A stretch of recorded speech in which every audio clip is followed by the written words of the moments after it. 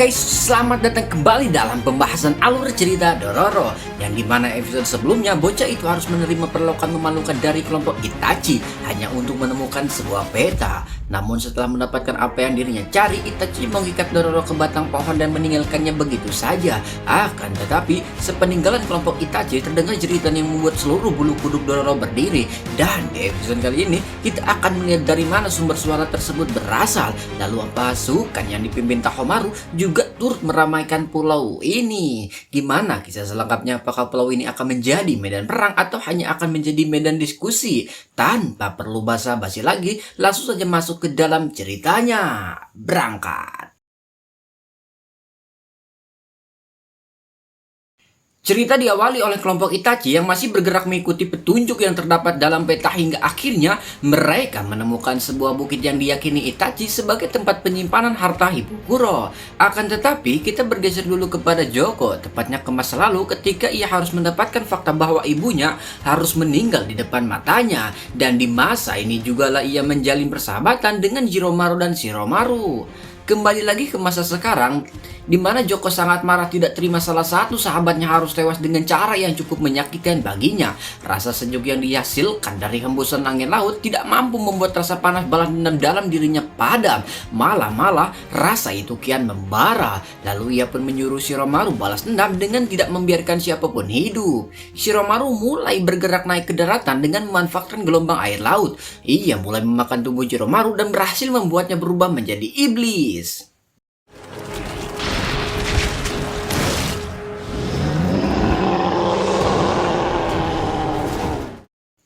Joko sangat gembira dengan perubahan yang dialami Shiromaru. Tubuhnya kian membesar dipenuhi duri-duri yang cukup menyakitkan bila ditusuk. Ayakashi tersebut mulai bergerak dan membuat Dororo panik-panik sepanik-paniknya. Apalagi ketika monster tersebut mulai membuka mulutnya menerjang Dororo dengan sangat ganas.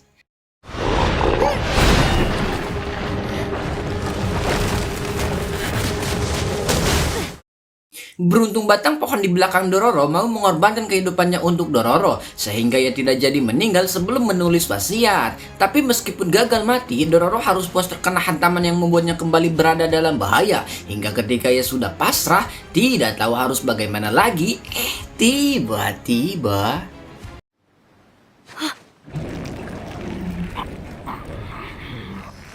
bagaikan seorang pahlawan yang muncul dalam situasi genting secara tidak terduga. Menggunakan kedua senjatanya, pemuda itu menahan gigitan Shiromaru, dan tak hanya itu, ia juga mampu memberikan sedikit sayatan yang membuat Ayakashi tersebut tumbang.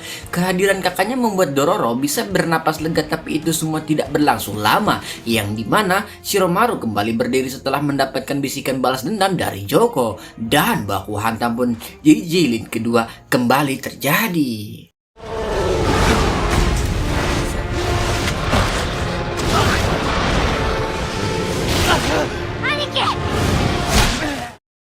Kali ini Shiromaru berdiri dengan diselimuti kemarahan yang cukup besar. Pergerakan dan serangannya kepada Yakimaru lebih ganas dan brutal. Bahkan Joko yang selaku sahabatnya tidak luput dari serangan Shiromaru meskipun serangan yang didapatnya mungkin tidak disengaja. Hiyu itu benar-benar mengamuk menghantam apa saja yang ada di depannya, membuat pemuda itu semakin kesulitan meskipun dirinya selalu berhasil memberikan luka yang cukup menyakitkan. Situasi mulai pecah ketika kaki palsu Yakimaru harus hancur oleh gigitan Shiromaru. Kendati demikian, pemuda itu berhasil memanfaatkan patahan kaki palsu miliknya dan akhirnya pertarungan pun bisa diakhiri.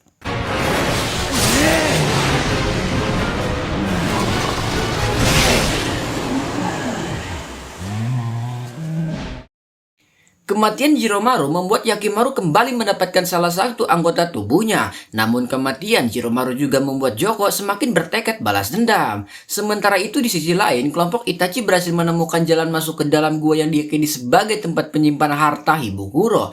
Kendati demikian, Itachi merasa ada yang aneh dengan tanda silang yang tertera di peta. Namun sayangnya bawahan Itachi yang sudah merasa di atas angin itu tidak mendengar perintahnya dan tetap berjalan masuk dengan hayalan mereka hingga tiba-tiba lagi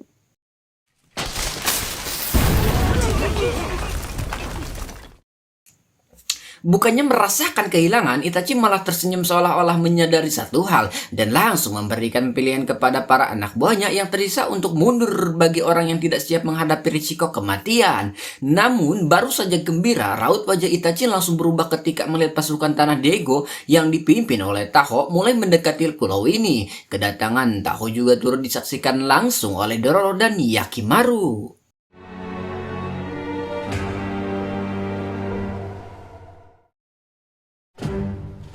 Kemunculan pasukan dari klan yang cukup besar tentu saja membuat semua orang yang berada di pulau merasakan kecemasan. Sementara itu salah satu pengawal melaporkan bahwa mereka menemukan perahu kecil yang diduga digunakan oleh Yakimaru. Tapi ia juga mengatakan menemukan tanda-tanda adanya kelompok lain di pulau ini. Tanpa basa-basi mendengar laporan tersebut, Taho pun menyuruh semua pasukan menyebar dan membantai semua manusia yang mereka temui tanpa terkecuali. Dari kejauhan, Itachi menerka-nerka alasan kelompok Taho mendatangi pulau ini. Banyak spekulasi dari anak buahnya akan kedatangan mereka. Sebelum sebuah anak panah menewaskan beberapa bawahan Itachi, tidak hanya kelompok Itachi yang tengah berusaha kabur, di sisi lain Dororo dan Yakimaru juga turut mendapatkan serangan yang membuat mereka memilih kabur ke sisi lain pulau. Hingga kedua kelompok itu pun tidak sengaja bertemu dengan kondisi Itachi yang terluka. Awalnya terjadi perdebatan antara Itachi dan Dororo mengenai permasalahan mereka di episode sebelumnya. Beruntung ketegangan dapat terhenti ketika Yakimaru mengusulkan sebuah rencana.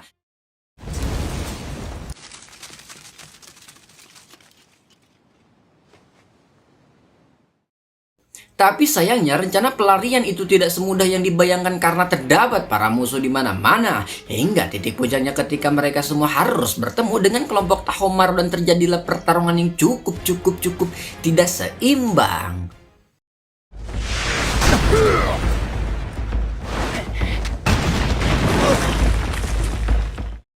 Yang paling bikin saya geleng-geleng adalah ketika seorang adik yaitu Tahomaru menganggap kakaknya Yakimaru seorang iblis yang telah menodai Tanah Dego. Pemuda ini menganggap apa yang dirinya lakukan saat ini adalah perbuatan yang sangat terpuji. Padahal tanpa sadar apa yang mereka lakukan telah mengorbankan banyak orang. Tapi ketika terdapat salah satu korban menentang itu semua hanya untuk mendapatkan apa yang sedari awal memang miliknya, malah dituduh pemberontakan dan penjahat.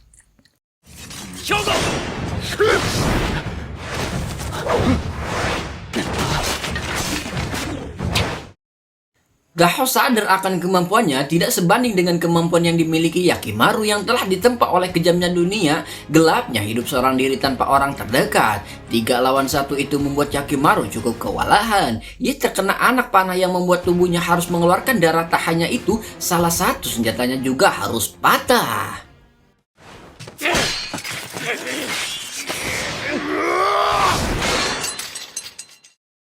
Sementara itu pelarian Itachi dan Dororo juga tidaklah mulus. Beberapa kali anak panah melesat ke arah mereka mengakibatkan bawahan Itachi harus tewas. Kondisi Itachi juga tidaklah baik-baik saja di mana terdapat beberapa anak panah dalam tubuhnya. Semuanya kian memburu ketika bapak tua itu malah mampir hingga mendapatkan serangan tak terduga. Itachi!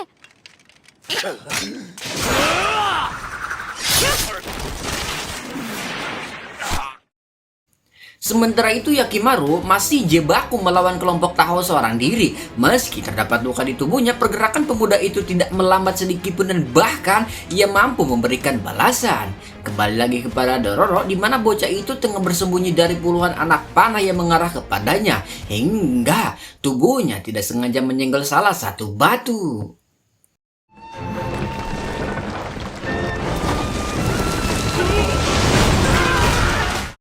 Kita geser lagi kepada Yakimaru yang harus kena hantaman dari goda milik salah satu pengawal Taho. Namun meskipun begitu Yakimaru tidak menyerah dan berhasil membuat Hyogo terlempar terkena hantaman. Tinggallah Yakimaru yang harus berhadapan dengan Tahomaru.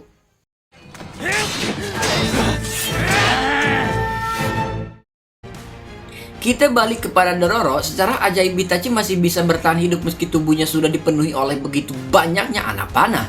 Tapi semuanya belum berakhir dengan tiba-tiba saja terdengar tawa keras yang berasal dari Joko. Pemuda itu berdiri kokoh di puncak pulau sambil membawa obor dengan beberapa peledak di sampingnya. Rasa sakit atas kehilangan kedua sahabatnya membuat adrenalin dalam dirinya meningkat yang membuat Joko tidak memiliki rasa takut akan kematian hingga akhirnya...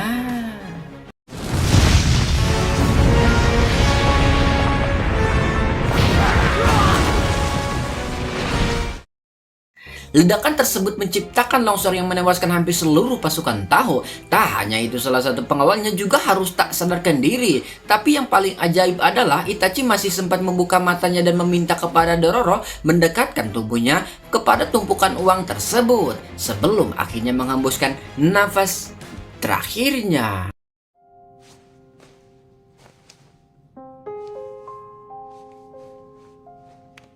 Ternyata ledakan yang dihasilkan Joko membuat sebagian gunung hancur dan memperlihatkan harta Hibukuro. Kedati demikian, terjadinya longsor yang disebabkan Joko membuat Itachi akhirnya mati sekaligus menggagalkan misi Taho dalam membunuh Yakimaru. Bersambung.